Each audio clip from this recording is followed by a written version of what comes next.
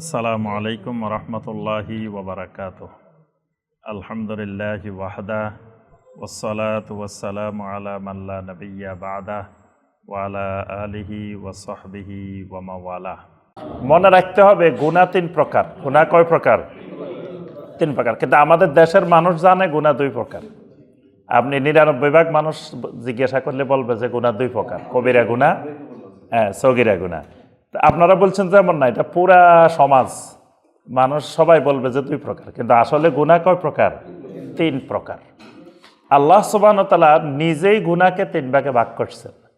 সূরা আল হুজুরাতের ৭ নম্বর আয়াত আল্লাহ সুবহানাহু ওয়া তাআলা বলছেন, ওয়ালাকিন্নাল্লাহা হাব্বাবা ইলাইকুমুল ঈমান ওয়া যায়্যানাহু ফি কুলুবিকুম ওয়া কাররাহা ইলাইকুমুল কুফরা ওয়াল ফুসুকা ওয়াল ইসয়ান।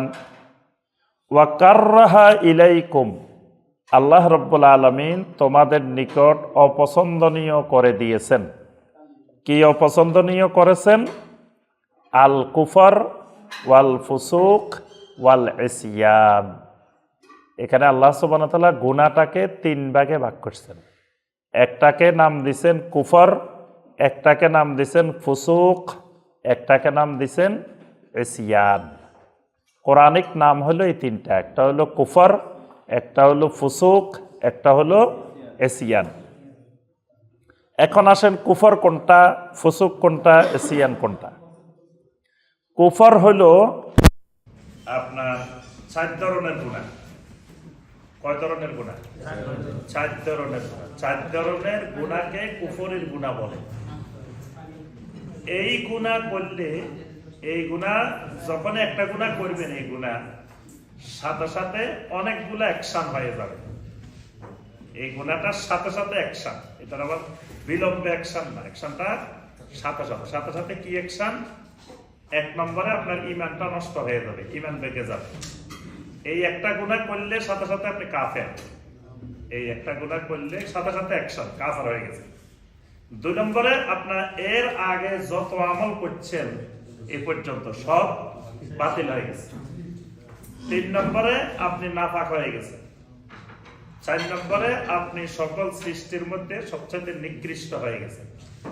৫ নম্বরে আপনি জুলমে আজিম করছেন, মানে আল্লাহ রাব্বুল আলামিনের প্রতি সবচাইতে বড় জুলুম করছেন, আল্লাহর অধিকারে, আল্লাহর হকের মধ্যে জুলুম করছেন।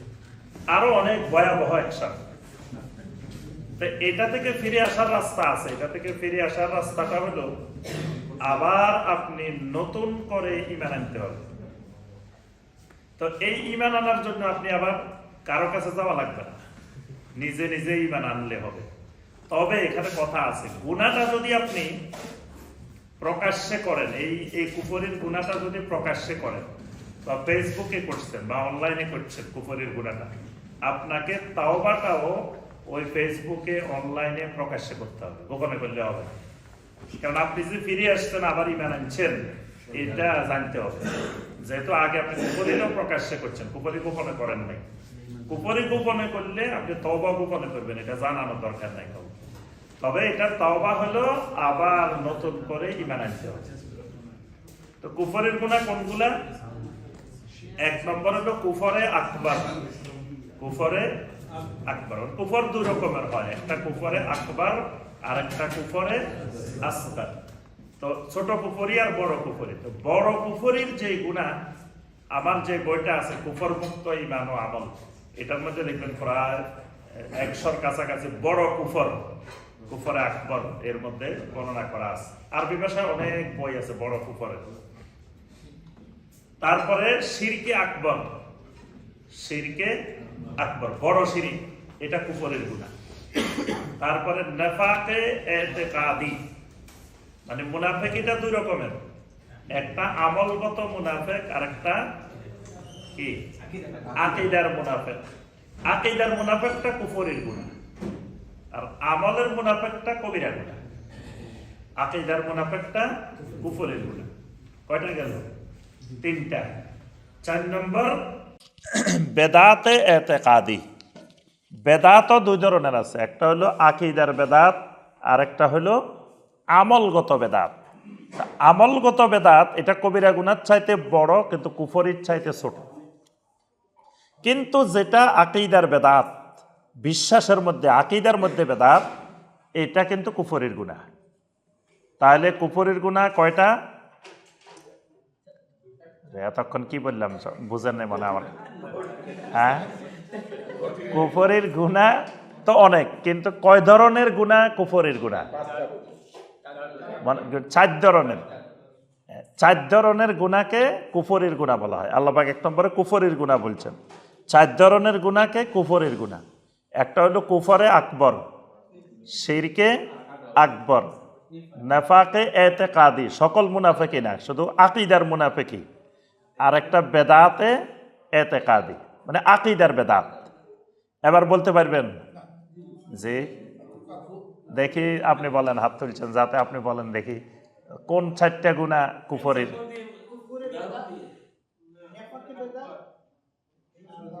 প্রথম বলছেন কি 1 নম্বরে? কুফরে আকবর। আচ্ছা, আপনি বসেন, আপনি বলেন দেখি। জি,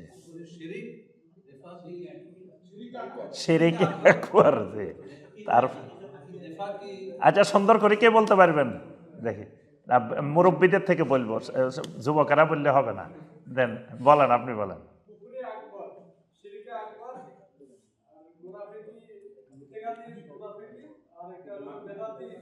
এতেকাদ মানে আকীদার বেদাত, মনে থাকবো।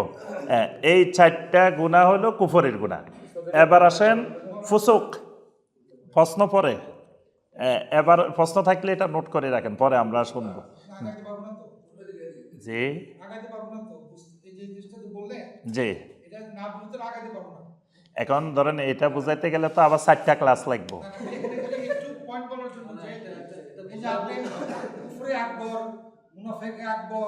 তো এই সমস্ত না বলে আমাদেরকে সাধারণ যদি বলে যে বড় কুফর, তারপরে একটা বলছেন আপনি শিরক, তার মানে বুঝতে পারছি যে কুফর শিরক। একটা বলছেন মুনাফিক, একটা বলছেন হলো বেদাত। বেদাত তো আমাদের বোঝার জন্য আপনি এইভাবে না বলে আপনি খালি বলবেন শিরক, কুফর, আকীদা,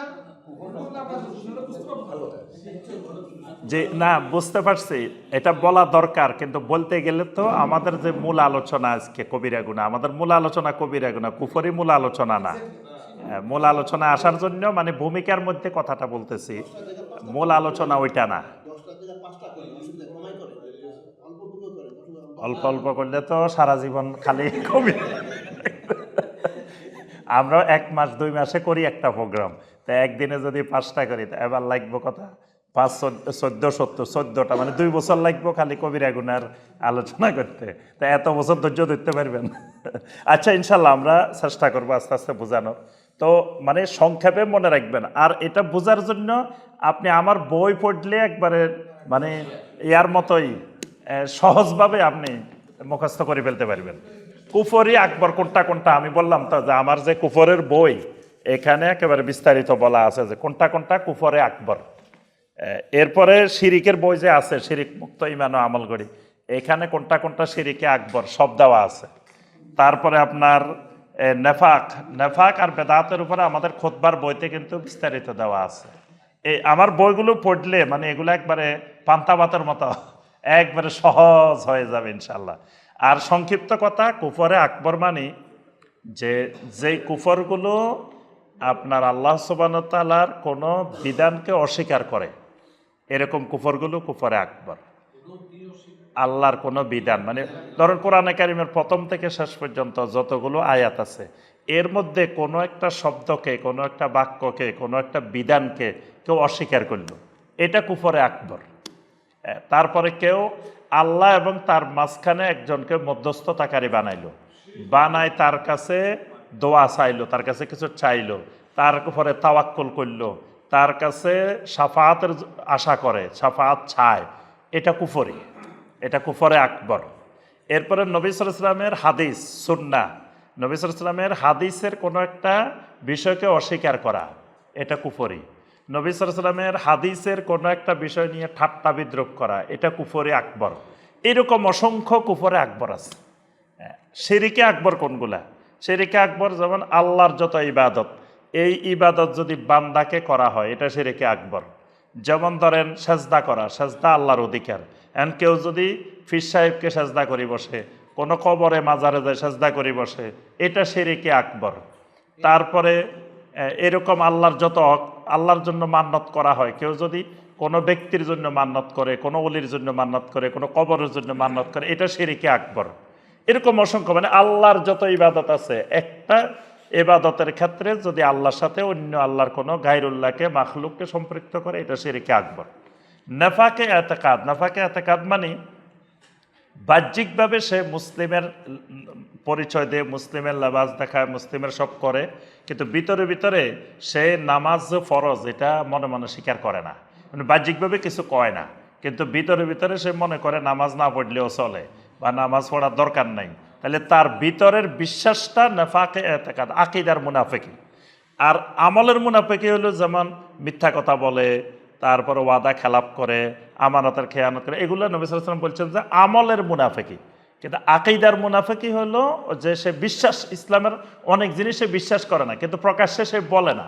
প্রকাশ্যে বললে হয়তো কুফরি, যদি সে প্রকাশ্যে বলতো তখন এটা হয়তো কুফরি, কিন্তু প্রকাশ্যে বলে না, কিন্তু ভিতরে ভিতরে সে অনেক জিনিস বিশ্বাস করে না। অনেক জিনিসকে সে মনে করে বর্তমান জমানার জন্য এটা প্রযোজ্য না, বর্তমান যুগের জন্য উপযোগী না ইসলামের এই বিধানগুলো। এগুলো হলো মুনাফিকে এতেকাদ। আরেকটা হলো বেদাতে এতেকাদি। বেদাতে এতেকাদি হলো, বেদাত দুই রকমের। যে নবী সাল্লাল্লাহু আলাইহি সাল্লাম, সাহাবায়ে কেরাম যে আকীদাটা পোষণ করতেন, যে বিশ্বাস করতেন, সেই বিশ্বাসগুলো থেকে নতুন নতুন বিশ্বাস, নতুন নতুন আকীদা তৈরি হয়েছে, তৈরি করে সেগুলো বিশ্বাস করে, এগুলোর নাম আকীদার বেদাত। যেমন ধরেন যে আপনার তাসাব্বুরুশ শায়েখ, তারপরে তাসাব্বুরুশ শায়েখ মানে আপনি আপনার শায়েখের উদ্দেশ্যে ধ্যান করবেন, মোরাকাবা করবেন। তো শায়েখ আপনাকে বিভিন্ন জিনিসের নির্দেশনা দিবে, কবরের থেকেও দিবে, বিভিন্ন জায়গা থেকেও দিবে। যে এই যে আকীদাটা, এটা বেদাতি আকীদা। তারপরে রুহানি ফয়েজ আসবে কবরের থেকে, রুহানি বরকত আসবে, রুহানি ফয়েজ আসবে, এটা বেদাতি আকীদা। মানে নতুন নতুন আকীদা যেগুলো নবী সাল্লাল্লাহু আলাইহি ওয়াসাল্লাম, সাহাবায়ে কেরাম পোষণ করেন না। এগুলোর উপরে আমাদের অনেক আলোচনা, মানে আমাদের ওয়েবসাইটের সাথে থাকলে আপনার কাছে এগুলো একেবারে সহজ। মানে এগুলা এই প্রত্যেকটার উপরে বিশাল বিশাল 7টা 10টা 15টা করে করে আমাদের ধারাবাহিক আলোচনা আছে প্রত্যেকটা বিষয়।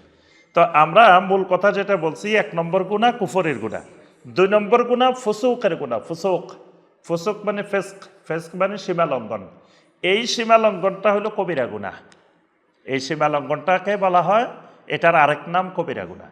এবং কবিরা গুনাহ যিনি করে উনার নাম ফাসিক। যেহেতু এই গুনার নাম ফুসুক, সে কাফের হবে না। কবিরা গুনাহ করলে কাফের হবে না, কবিরা গুনাহ করলে মুশরিক না, কবিরা গুনাহ করলে হবে কি? ফাসিক। 3 নম্বর গুনাহ ইসিয়ান। ইসিয়ান মানে সগীরা গুনাহ, ছোট ছোট গুনাহ, এটাকে আল্লাহ পাক নাম দিয়েছেন ইসিয়ান। এটাও আল্লাহর নাফরমানি, এটাও আল্লাহর সীমা লঙ্ঘন। তবে কবিরা গুনাহ, ফুসুক আর ইসিয়ানের পার্থক্য হলো, ফুসুক করলে তওবা লাগবে, না হয় আল্লাহ পাক ক্ষমা করবেন না। আপনি 100 বার হজ করছেন, তাও কিন্তু একটা কবিরা গুনাহ মাফ হবে না, যতক্ষণ পর্যন্ত না আপনি তওবা না করবেন। যত কোটি কোটি টাকা আপনি দান করছেন, একটা কবিরা গুনাহ ক্ষমা হবে না যতক্ষণ না তওবা না করবেন। কিন্তু সগীরা গুনাহ সিয়ান যেটা, এটা আল্লাহ রাব্বুল আলামিন বিভিন্ন আমলের মাধ্যমে ক্ষমা করে দিবেন। অজু করছেন, অজুর পানি জ্বরে পড়ার সাথে সাথে আপনার সগীরা গুনাহ জ্বরে পড়তেছে, এক ভাইয়ের সাথে মুসাফা করলেন, মুসাফা আলাদা হওয়ার আগে নবী সাল্লাল্লাহু আলাইহি ওয়াসাল্লাম বলছেন তার সগীরা গুনাহগুলো ঝরে পড়তেছে, সালাম দিলেন, এর বিনিময়ে আল্লাহ সগীরা গুনাহ ক্ষমা করে দিচ্ছেন। মসজিদে যাচ্ছেন, প্রতি কদমে কদমে আল্লাহ পাক সগীরা গুনাহ ক্ষমা করে দিচ্ছেন। এগুলোর জন্য তওবা লাগবে না, এগুলো আল্লাহ সুবহানাহু ওয়া তাআলা বিভিন্ন আমলের মাধ্যমে ক্ষমা করে দিবেন।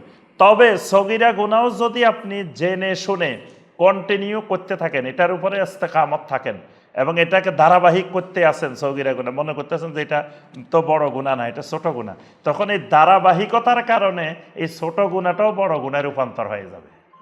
যেহেতু আপনি এটাকে নিজের জন্য মানে জরুরি মনে করে নিচ্ছেন, বা সারাকে জরুরি মনে করতেছেন না, যে মনে করতেছেন এটা ছোট গুনাহ, করলে অসুবিধা কি, কিন্তু এটাও তো গুনাহ, ছোট হোক আর বড় হোক, গুনাহ তো গুনাই। এই হলো 3 প্রকারের গুনাহ। তা আল্লাহ রাব্বুল আলামিন সূরা আন-নিসার 31 নম্বর আয়াতে আলাদা করে এক কাবিরা গুনাহ, কাবিরা শব্দটাই আল্লাহ পাক উল্লেখ করেছেন। সেখানে আল্লাহ পাক বলছেন, ইন তাজতানিবু কাবাইরা মা তুনহাউনা আনহু নুকাফির আনকুম সাইয়্যাতিকুম ওয়া নুদখিলকুম মুদখালান কারীমা। যদি ইনতাজতানিবু কাবায়েরা, যদি তোমরা কবিরা গুনাহগুলো থেকে বিরত থাকো, দূরে থাকো, মা তুনহাউনা আনহু, যেই কবিরা গুনাহগুলো থেকে দূরে থাকার জন্য তোমাদেরকে নির্দেশ দেওয়া হয়েছে, তাহলে নুকাফির আনকুম সাইয়্যাতিকুম, তোমাদের ওই ছোট ছোট গুনাহগুলোকে আমি আল্লাহ মিটিয়ে দিব, দূর করে দিব। সুবহানাল্লাহ। কবিরা গুনাহ থেকে তুমি যদি বিরত থাকো, তা আল্লাহ রাব্বুল আলামিন বলছেন ছোট গুনাহগুলো আমি তোমার থেকে দূর করে দিব। ওয়া নুদখিলকুম মুদখালান কারীমা, তোমাদেরকে এক সম্মানজনক আবাসস্থল, মানে জান্নাতের আরেক নাম মুদখালান কারীমা, তোমাদেরকে মুদখালান কারীমা, জান্নাতে প্রবেশ করাবো। সুবহানাল্লাহ। তাহলে জান্নাতে প্রবেশ করার জন্য, সগীরা গুনাহ ক্ষমার জন্য আল্লাহ পাক শর্তটা দিয়েছেন ইনতাজতানিবু কাবায়েরা। আরবি ভাষায় একটা সূত্র আছে যে শর্ত যদি অনুপস্থিত হয়, ইজা ফাতা শার ফাতাল মাশরুত, মানে শর্তর অনুপস্থিতি হইলে মাশরুত অনুপস্থিত হয়ে যাবে। মানে আল্লাহ পাক শর্ত দিয়েছেন যে কবিরা গুনাহ থেকে বিরত থাকলে জান্নাতে দিবেন, তাহলে কবিরা গুনাহ করলে জান্নাতে দেওয়া হবে না। তবে কখন দিবেন? কবিরা গুনার জন্য রব্বুল আলামিন শাস্তি দিবেন, শাস্তি দিয়ে আপনার ঈমানের কারণে পরে জান্নাতে দিবেন। কিন্তু প্রথম দফায় জান্নাতে যেতে পারবে না কবিরা গুনাহ থাকলে। প্রথমেই মানে জাহান্নামের শাস্তি ভোগ করা ছাড়া সরাসরি জান্নাত। দুই শ্রেণীর লোক সরাসরি জান্নাত পাবে। এক শ্রেণীর মানুষ হলো এদের কোনো হিসাব নাই, ইয়াদখুলুনাল জান্নাতা বিগাইরি হিসাব। নবী সাল্লাল্লাহু আলাইহি ওয়াসাল্লাম বলেছেন আমার উম্মতের 70,000 মানে গোনা 70,000 না, মানে বিশাল সংখ্যক একদল উম্মত, এরা কোনো হিসাব ছাড়াই আল্লাহ রাব্বুল আলামিন এদেরকে জান্নাতে দিয়ে দিবেন। সুবহানাল্লাহ। এরা কেরা আল্লাহ কিছু জিজ্ঞাসাও করবেন না, হিসাবও নেবেন না, ডাইরেক্ট চলে যাবেন। আল্লাহ পাক আমাদেরকে সেই দলের অন্তর্ভুক্ত হওয়া তৌফিক দিন। আরেক দল হবেন, এদের হিসাব নেওয়া হবে, তবে হিসাব নেওয়া বলতে আল্লাহ পাক কোনো কিছুর জন্য শক্ত করে ধরবেন না, খালি কোনো রকম হিসাব শুরু শেষ, এটার নাম হিসাবান ইয়াসীরা। আল্লাহ যদি হিসাব নেন তো কেউ হিসাব দিতে পারবে না। তাই এই জন্য নবী সাল্লাল্লাহু আলাইহি ওয়াসাল্লাম বলছেন যে হিসাবান ইয়াসীরা মানে আল্লাহ হিসাব নিবেন শক্ত করে এরকম না, এটার নামে দিচ্ছেন হিসাবান ইয়াসীরা, সহজ হিসাব।